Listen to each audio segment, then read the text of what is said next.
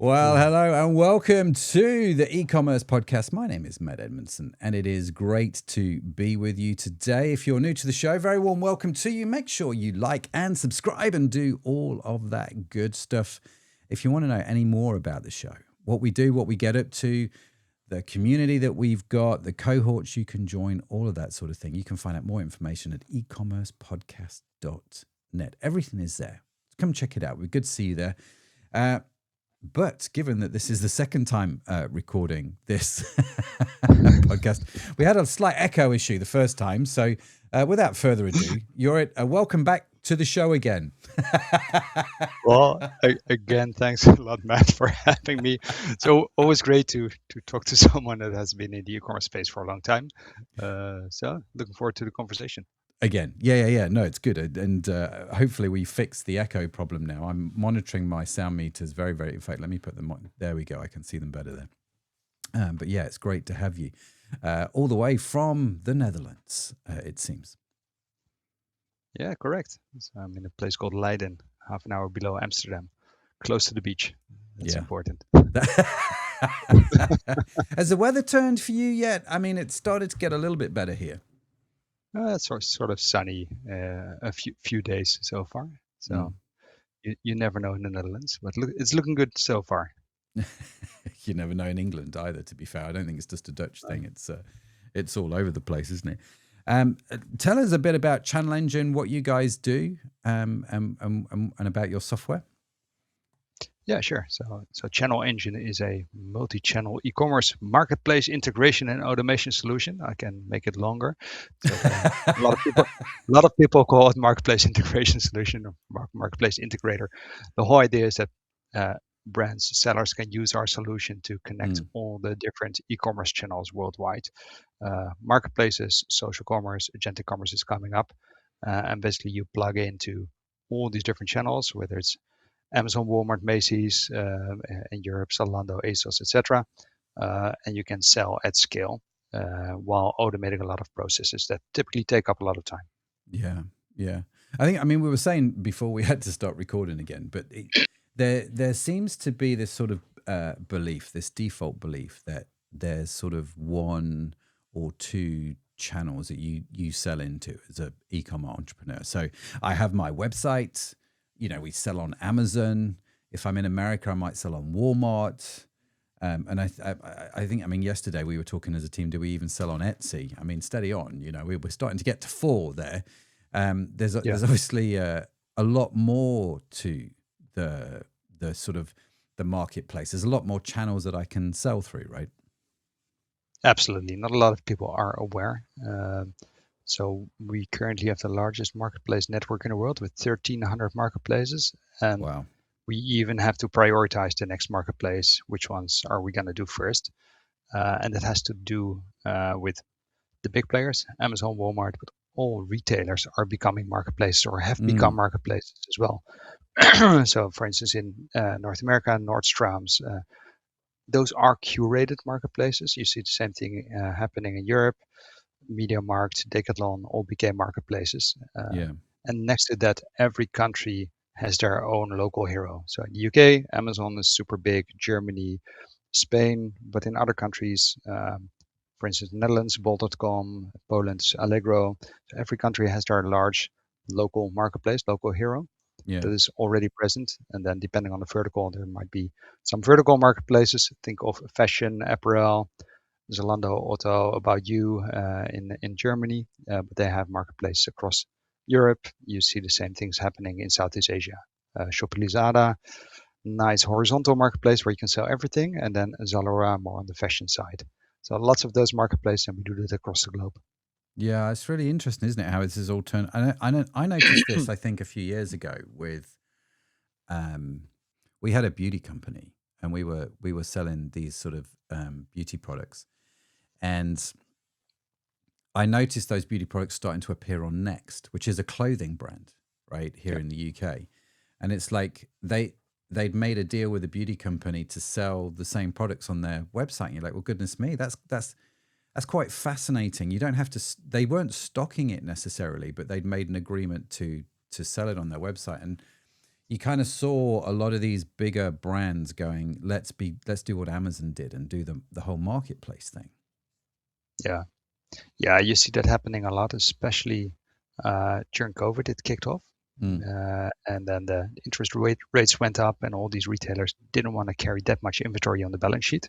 So they asked a lot of brands to start augmenting their collection. So typically they buy the fast movers, and then said, well, can you sell the rest of the collection on our website in drop shipment or marketplace form? And that really kicked it off. And now it's a worldwide phenomenon. So you have centralized locations where brands can sell on Amazon and the other marketplaces, as well as to the retailers that typically buy wholesale. Yeah. But now, as a next level, they augment that with marketplaces.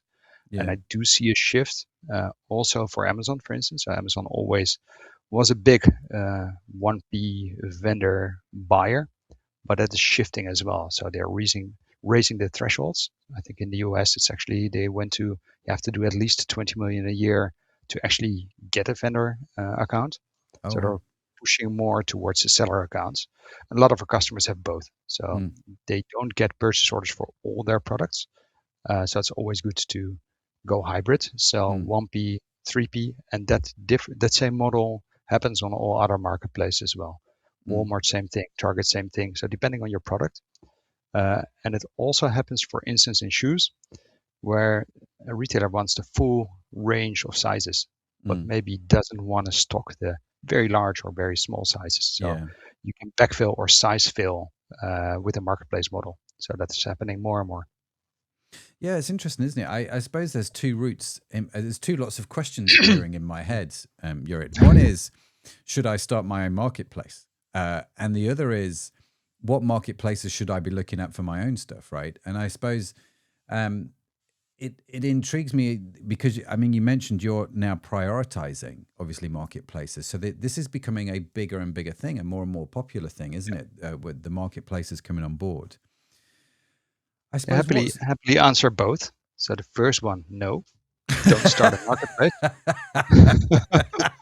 Don't start a marketplace unless you have a website, retail, web shop with a lot of physical stores where people already know you and can find you and know how to find you without doing a lot of top line advertising. Yeah, because it's really hard to crack that supply and demand on a marketplace. So you need to have a lot of traffic. So that's why it works for TikTok. They had a lot of eyeballs, a lot of traffic already driving traffic to e-commerce sites. And then it's easy to become a marketplace and become transactional. Yeah. Similar to very large retailers that you know already and you visit already. And then if you see other products, you already trust that brand, you can buy it. Building up a new marketplace is super hard to do, especially now, because where are you going to get the traffic? All the social media is going to be transactional. Google's becoming transactional. All the AI answer engines become transactional. So there will remain top line advertising, and it's impossible to win from other guys. So I wouldn't do it. We still get monthly new players with a beautiful idea. We're going to launch the next marketplace. Unless you have a shit ton of money, it's not going to work. Yeah. So I do see new ones popping in. So in Europe as well, JD launched Joybuy, and they come in with a lot of money. They're buying their own logistics infrastructure at a scale. Even in the Netherlands, they invested 150 million just for logistics, just to start off. Yeah. And that's the scale. And then you need a lot more money to drive traffic. Yeah. So, yeah. Question one, no, don't do it. What was question two again? Yeah, what marketplaces should I sell on? I suppose that's which is probably where we'll spend most of the time focusing, isn't it? Is actually if I'm running my own e-commerce business, I suppose, how do I think about getting onto these other marketplaces? What things should I think about? What things should I look for? Although I do have, before we get into that, I do have one other question. So you mentioned, for example, the shoe company, and I might not want to retail the extreme sort of sizes, but I want to be able to put them on my site and have a deal with the supplier.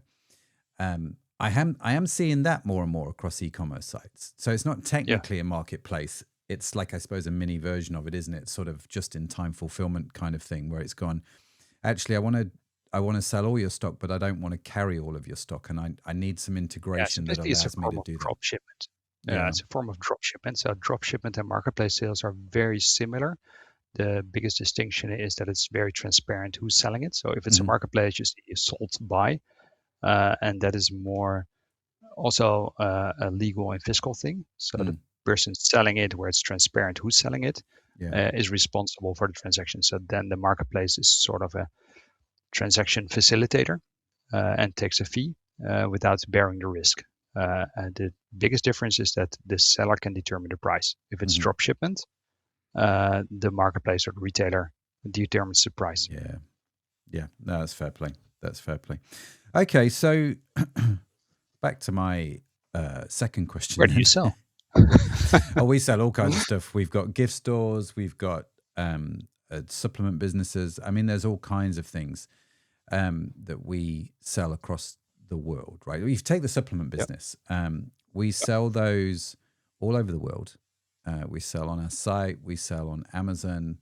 I think we do Walmart in the US. Our gifting business is purely our site and not on the high street, which again is another marketplace in the UK, on Amazon, but it's all UK only, if that makes sense. Yeah. So I've got those two companies that I can sort of talk from and think from. How would I approach this? What would be a good route forward? Yeah. First thing is you set up a podcast with me, and then we'll make sure you're using those marketplaces. And then in a year from now, you can report how well it went. Yeah, exactly. That's exactly what I do. I should do. Yeah. That's what we're gonna do. I think choosing a marketplace, everybody thinks of Amazon, which makes sense because the majority of the buyers are on Amazon. Yeah. But also there's competition. So on Amazon, there's 600 million products at least Yes. that you have to compete against, and a lot of the sellers on Amazon are very sophisticated, very focused for a very long time. So it's hard to win those listings, to show up in the rankings unless you really know what you're doing. So yes, you can be super successful on Amazon, but it needs a specific type of focus and investment to do it well. Definitely start using Amazon, but next to that, look at your specific product vertical, and then see what is the competition like. How many products are on the marketplaces versus how many visitors are on the marketplace. So look at the ratio of sellers, number of products versus number of buyers. And sometimes it's way more favorable and easier to rank on a local marketplace with less customers and then reach more customers because it's easier to rank high in a certain category on a certain search term. It's easier to do what now is called black hat tricks that are not allowed or not tolerated on Amazon. You can do them on many other marketplaces because they're not aware of those kind of things. How do you influence the search ranking by increasing your seller velocity, your sales velocity, and stuff like that. Also, depending on your vertical, what kind of products. If it's fashion, don't start selling on Amazon. Try to get on the fashion-oriented marketplaces. And that's also where you can load your brand. So if it's a brand in a new country, it's easier to spend some money and have the right brand adjacency to other brands in that region. And we actually see a halo effect if you have physical stores as well, where people see it on the marketplace and then buy it in the physical stores. Right. So lots of information there to digest. Nowadays, tools like Claude and Perplexity can do research for you. We have a big data set. We can also help you out with the specific selection. Not every marketplace is open to every seller. So on Amazon, eBay, everybody can just sign up and sell. And a lot of the more niche marketplaces are curated. So you have to have a quality brand of a certain price point to get on there. So that's a bit of pathfinding. We can help out, but it's figuring out where you can win. It's a really Definitely, if interesting you one, want to isn't do it? it. Yeah. Yeah. I mean, I can see me going to Claude and going, Claude, right, give me some marketplaces that I need to think about. And Perplexity as well, and seeing what it comes up with, and then doing a little bit of research about them. And I do I You want to can do even that? ask Claude, just grab the whole list on ChannelEngine and then start seeing where similar products are being Yeah. sold. Yeah, that's And true. then, Just go scrape the data and just come back and, yeah, tell me seriously. what's going Yeah. on. It's Yeah. it's an interesting one, isn't it? How many?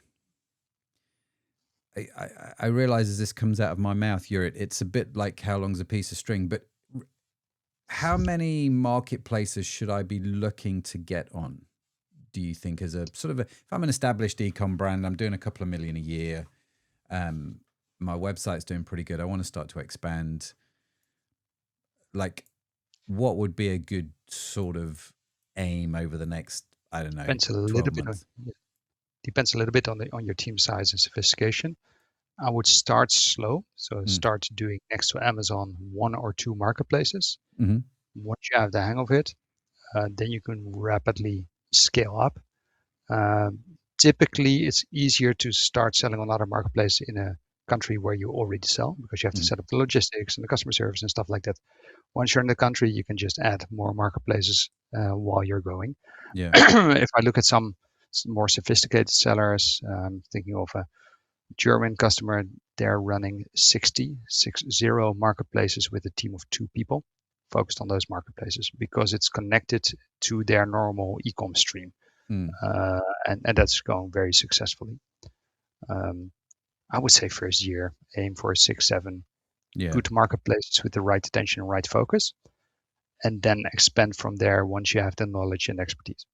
To sort of reach out. I guess I mean, you mentioned something there about the chaps in Germany, 2 people handling 6 marketplaces, 60 60. marketplaces. Yeah, Yeah. yeah.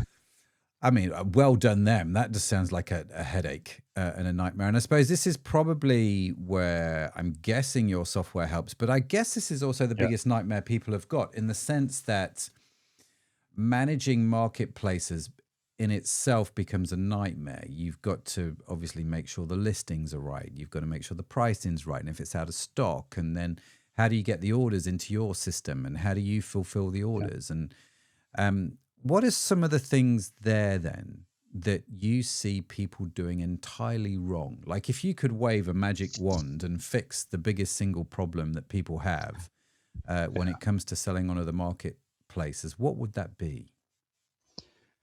So maybe you step back. I started ChannelEngine because I was running e-commerce sites for a very long time, and then started selling on marketplace, and we didn't want to run out of stock. So I built ChannelEngine as a solution to solve that. The processes, if you look at it, typically most time consuming is getting your product information or your products listed on the marketplaces. And that's where ChannelEngine grabs the content out of your ecom platform, PIM system, and transforms that into what is required for the marketplaces. Mm-hmm. But marketplaces typically have way more attributes and specifications that they want than most sellers have. Think of the ingredients of your food supplements, packaging size, and stuff like that. So if it's there, if you have that in your site, great. And otherwise, you need to apply rules. You can do prompting to get that in the right format. But that's a one-time exercise. Mm-hmm. Operationally, it's essential to have a connection to your whatever warehouse management system you're using, whether it's a 3PL, a combination of fulfillment by Amazon and a 3PL, or your own warehouse, because stock is essential. As soon as you sell on multiple marketplaces, you need to have an automation in place. Because if you have 10 items and you sell 10 at the same time on eBay and Walmart, Mm-hmm. then you have sold 20. So as soon as an order comes into ChannelEngine, we take it off of all the other marketplaces, then send it to the 3PL, get back the new stock levels, and then synchronize it. So making sure you're not overselling, that's the essential one. Getting the orders automated and streaming it into your normal D2C flow. So you have one inventory layer, the orders are flowing in, and you see which marketplace it is from. But then let automation make sure that it's not available on another marketplace or on your D2C site at the same time. Yeah. Yeah. Well, there's a lot there. I have you seen people run these things manually? Yes. And a lot of them then get banned on marketplaces. And then after their 7th strike and getting banned, they come to us. Can we please automate? And can you get us unbanned? That's too late. It can happen, but we've seen it. You see it a lot in Asia as well, because manual labor is People are used to it, but it's getting less and less. So our most happy customers are the ones that used to do it manually, or that try to automate it themselves because they said, how hard can an API be? Well, connecting the API, maybe not, but then all the processes and the unhappy flows and the optimizations, that's where it gets hard. The edge cases, how do you do reservations so you don't do double reservations? How do you balance from FBA runs out of stock on your own 3PL? That's where we come in. So I always prefer people that have that experience before, they know how not to do it, and then they can benefit from the automation we have. Yeah, no doubt, no doubt. So what is then, do you think the biggest single mistake we're making when it comes to selling on other marketplaces? Not doing it. That's the single biggest mistake. A lot of people say, I've got my D2C shop and I'm selling on Amazon, so that's about it. So not exploring other marketplaces where there's a massive opportunity, that's a big mistake. Another big mistake I see even with gigantic customers, large enterprise customers, is under-investing in a marketplace team. I think it's strategically important to do marketplace sales and multi-channel sales well, and then just hire the right people. So sometimes I see the equivalent of 2 interns. They can do the product listings and the strategy and the price optimization and all the different marketplace and the customer service all at once. It's impossible, no matter how much automation you do. So take into account that it's strategic, and put the right resources into it. Also, if you have your own brand, your own product, it's also a search engine advertising optimization problem. Amazon is a massive search engine. You sell on Amazon, so it's not that easy. There are other food supplements. How do you rank high? Which keywords are you doing? Do you do advertising? Do you spend your money just trying it out? You will never rise in the organic ranking. Or do you have a launch plan? So just Google launch plan Amazon, and you'll get the best way to do it. You probably have podcasts around it, right? How to do that well, because the sales velocity, ramping that up with the right budget, that influences your organic ranking. Make sure you don't run out of stock, because then your ranking will drop again. So it's again, all the information is out there. Everything is on YouTube. You can just Google, ask ChatGPT, Claude, for whatever to do it. But don't underinvest. I think the biggest problem is the opportunity cost. People don't want to spend a couple of thousand and then missing out on hundreds or millions of euros or pounds or dollars in revenue. Yeah, no, that's a fair comment. I think there's a couple of things there then, isn't there? Really, we'll come back to the opportunity and the investment. So the first thing you said is obviously people aren't taking the advantage of the opportunity in terms of selling on marketplaces. And it sounds like, you're listening to you talk, if I was starting out in e-commerce today, I'm listening to you talk going, there's a lot, I need to do that well. There's opportunity there, but it sounds like on the other hand, I need to put resource into that. And I'm starting out, I don't necessarily have that. But then I hear you talk about 2 guys in Germany managing 60 marketplaces. So at what point? There's a whole operation behind it, right? So they have an e-com operation and logistics, and then 2 people only run the marketplaces. Right. Okay. So at what point in my e-com career, if I can put it that way, in my e-commerce journey, I've started my business. At what point do I start looking at marketplaces? Is it from day one and just need to rebalance where I structure my time?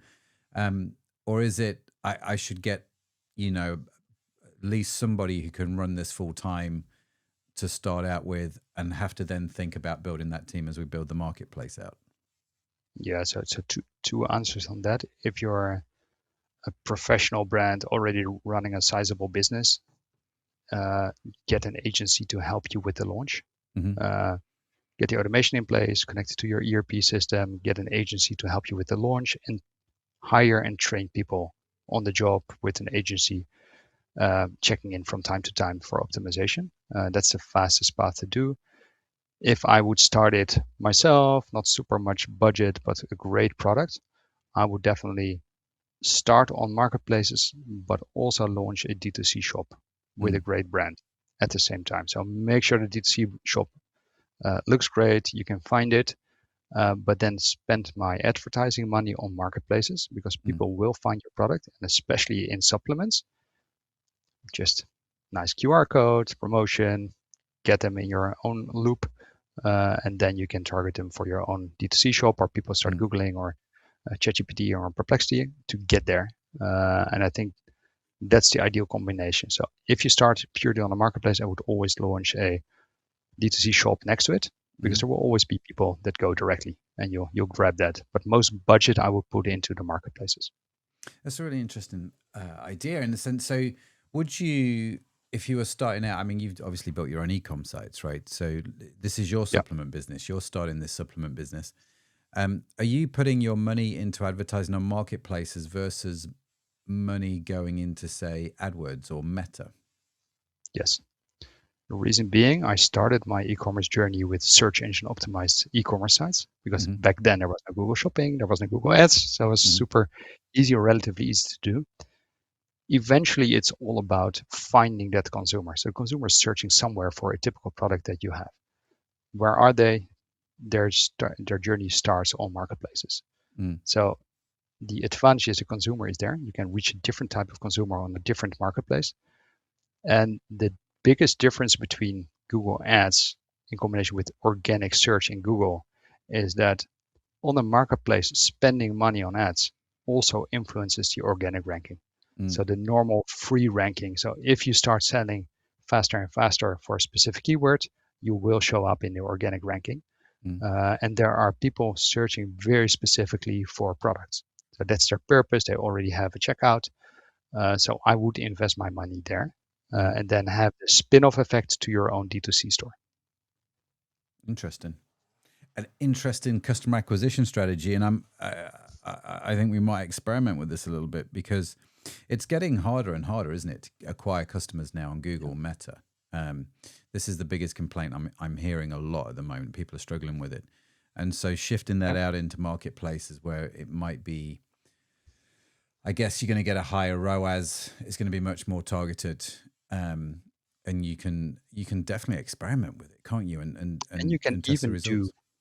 you could even go to other ad networks, drive traffic to your product listing on any of the marketplaces to influence your organic ranking, because typically that can also be cheaper per click, per transaction versus advertising on the marketplace itself.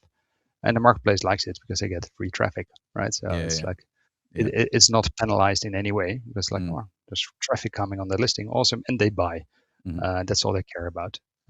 So that's a great way to experiment. I know other people that even use all kinds of, the comparison sites and get relatively cheap clicks and then send them over to listings using social networks.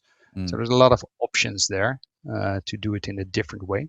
And then that way you can build your own brand as well. And there are some brands that started on marketplace and then spun out to physical retail, to their own D2C shop to do. So it's basically the other way around. And that works because you always have to look at where is the consumer. Yeah, where's the and customer? find that consumer with their intent. And if you're not there with your product, they're going to buy your competitor. Yeah, that's so true. Always be where your customers are at. It's a standard theory, isn't it? I guess one of the questions that I've heard people bring up a lot when it comes to selling on different marketplaces, I suppose it's the biggest issue people have with Amazon, other than Amazon's crazy ass fees, is the fact that just increased again. Yeah, thank you, Amazon. God bless you, because you're not making enough money, obviously. It was a big wedding.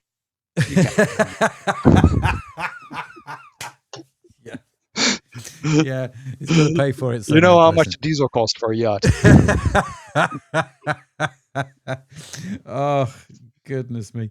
I suppose the two complaints then, something like Amazon, fees would be one, and two is the lack of control, right? So Amazon, I think in many ways you can make money on Amazon, but Amazon's a bully in so many ways towards the resellers. Part of me gets it. Part of me thinks it's a bit overboard on occasion. Where do you notice it? Sorry? Selling on Amazon. Where do you notice it? selling on Amazon? In terms of, I mean, there's obviously very strict criteria that you have to go through with certainly with supplements, and for example, a classic example, I've been asked possibly to mediate or to become an expert witness, which is always intrigues me in a case where someone was selling on Amazon. One of their competitors complained to Amazon. Amazon took them down. It took 13 months to get reinstated, by which time they've lost, their whole business has sort of imploded, really. And it's very much a case of you're playing by their rules. So there's not the control. At any point, they can switch you off and go, and you've seen this, right? Amazon are notorious for it. So we'll start making our own vacuum cleaners and start promoting those because we now see the demand. Thanks for generating the demand. We'll sell them. You've got nowhere to go, kind of thing. And so that's what I mean in terms of the sort of schoolyard bully. It's like it's our way that we're not talking to you. In fact, if you try to talk to a person at Amazon, it's almost impossible. So I think these are sort of the two biggest complaints, are they? So I'm thinking, I'm multiplying this out. I'm multiplying fees, which I guess is just a simple mathematical calculation. Is it worth it? Yes or no? But each marketplace in my head is probably going to have its own quirks, its own set of rules. I don't own that customer, and I have a sort of distinct lack of control. How can I mitigate against that? Yeah, so first of all, it is well known what you say about Amazon, both on the vendor side as well as on the seller side. So there's a lot of negotiations. So brands start moving from a vendor to seller as well. So they're more flexible. Yeah. And that's also why a lot of brands now don't purely want to rely on Amazon as a channel. So you start selling on all the other marketplaces that make sense for you. So even if Amazon does something weird like that, then you still have your revenue running. The things they are very strict at that I do like is pre-fulfillment cancellations. So basically everything for the consumer experience. Yeah. That's great. Yep. The examples you mentioned, that's definitely something I've seen in the market space where people are taken down because there was a claim of having fake products, and there are actually teams of your competitors that can submit that. Yeah. That's where they need to step up and automate and validate way quicker, because it just costs completely amazing businesses their full business. So there's no solution I've seen yet. I know they are aware of it, but the sheer scale of Amazon sometimes makes it hard to do that. But that shouldn't be an excuse, especially with all the money they get in. So they should fix that. So they're ruining some businesses, especially smaller businesses that don't have any way to fight it. Yeah. So let's hope that works, and that's also why it makes sense to start selling on other marketplaces as well. That will hopefully in the future give some more pressure on Amazon to fix these kind of situations. Yeah, we should wait and see. We should definitely wait and see. So what are some of the creative ways then that I can get access to the customer data? So again, if I sell a product on Amazon, I don't get that email address, right? They're very, very protective about that email. And in fact, they've all kinds of rules about what I can and can't put in the box to try and get that customer to contact me, because it's their customer. And I get it. I totally understand that. But obviously I want email addresses. It's the second most important thing that I get after the sale, isn't it? Is your email. So what are some of the creative ways that I can do that? Yeah, so Amazon, be very careful doing that because they will just kick you off. Yes. If you get caught. You will get caught. You will get caught. They have a massive amount of algorithms to check it. Also asking for 5-star reviews and then landing on a page where you click on 3 stars and then redirecting to a different page instead of to Amazon. You're gonna be banned. So that's gonna be very short-lived. So I would say use their rules, adhere to their rules as much as possible. Build a strong brand that people like and want to repurchase, and then have a D2C shop that people can find and then hopefully they come there. Otherwise, just use Amazon, accept the fees, and drive more revenue. Other marketplaces, it's a bit easier, so they're a bit more relaxed. I would say look at TikTok Shop. I do see customers that are using that really well, are doing a lot of volume, and they just give you the customer details. So that's a difference. So they are more the transaction. So that's an opportunity to do it, but be careful in getting them back into the funnel. You can always do register for warranties and those kind of things, but please be careful because they can take away your full revenue. Talking about where being reinstated and stuff like that, it's easier on other marketplaces. They're more seller friendly. So a lot of marketplaces you can just get in touch with the team, the seller team, actually on the phone and emails, and it's the same person instead of a sort of randomized guy somewhere in the world that answers the ticket, hopefully. Very good. You're right. Listen, I am aware of time. That's another advice, by the way. If you send in a ticket and you don't get the right response, change the subject a little bit and then send in a new ticket. And then there's some sort of randomized algorithm, and hopefully you get somebody that does help you. Okay. Yeah. Spam the ticket systems.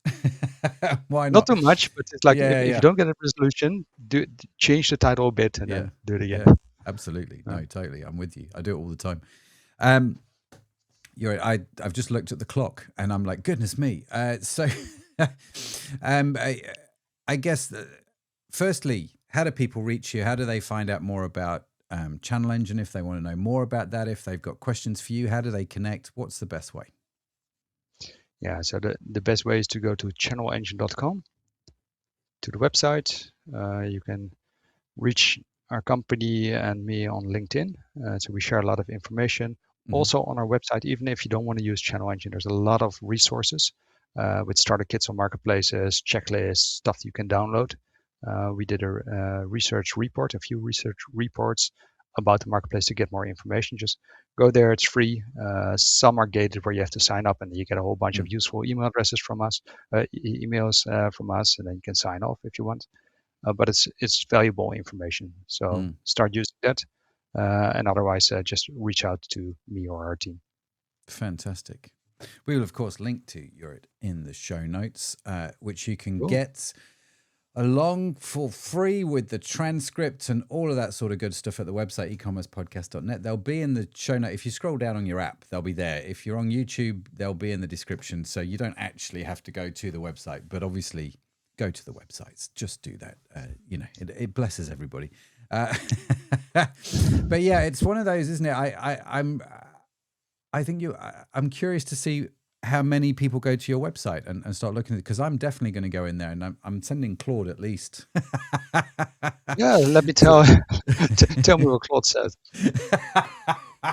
Yeah, absolutely. But genuinely, eye-opening conversation, Jorrit, and it's made me think again about marketplaces. And so thank you for stirring that and challenging our thinking on a few things. And I agree, we should definitely be thinking about this an awful lot more. So if you're listening to the show, do reach out to Jorrit on LinkedIn. We'll put the LinkedIn profile and all that sort of stuff in there as well. And just even if to say how's it, just say hello and enjoyed the show. I'm sure I'd appreciate hearing from you. But Jorrit, let me ask you two questions actually before we close the show, if I can.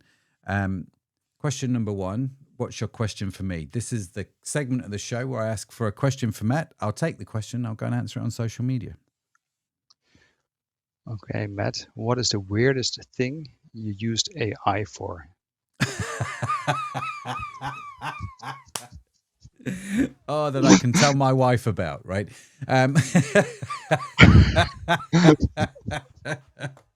Oh, I love it. What a great question. I'm going to look forward to answering that. So if you want to know how I'm going to answer that question, come follow me on social media. And Jorrit, in closing, I'm going to give the microphone to you, my friend. And this is where I ask you just to, for those that have remained to the end, top value. What's your top tip? Just on the whole, we've talked about doing marketplaces. What's the number one thing people need to know to do this like really, really well? Yeah, I think first of all, start doing it. Not just think about it and hope for the best. So yesterday I was at a Microsoft event and I saw one of the speakers had a great overview with 2 lines, one going down. So the cost of doing is going down because you can automate a lot. So you can do that really at scale. And we have a lot of AI implemented. There are all kinds of tools you can use. And the cost of not doing it is incrementally increasing. So the opportunity cost, and especially I would say in Europe, people are way too focused on the out-of-pocket cost versus what they lose in terms of opportunity. I see it different in the US. People are going for the opportunity and are happy to spend some money to get there. But Europe sometimes are way too much focused on saving $1,000, but then and then debating it for 3-4 months, and then they just leave millions in revenue and hundreds of thousands in profit on the table. So really act, automate, do it, experiment, and go for it. And the information is out there. The information is everywhere. So go to your whatever chat engine, ask questions, let him be the marketplace expert, and then guide you along the way. And of course, if you have a certain skill and you want to automate stuff, come to us. Fantastic. Jorrit, thank you so much, man. Genuinely appreciate you coming on the show. Really great to chat. And thank you for your patience earlier with the dodgy recording. I don't know what that was all about. Anyway, but this has come out well. Thank you so much, my friend. It's been an absolute treat. It was fun, Matt. Thanks. There you go. What another great episode that is. Thanks again to Jorrit for joining me. And of course, like I said, all the information, show notes, everything will be in your descriptions wherever you're checking out this podcast or on the website ecommercepodcast.net. But that's it from me. Thank you so much for joining us. Have a phenomenal week wherever you are in the world. I'll see you next time. Bye for now. Awesome.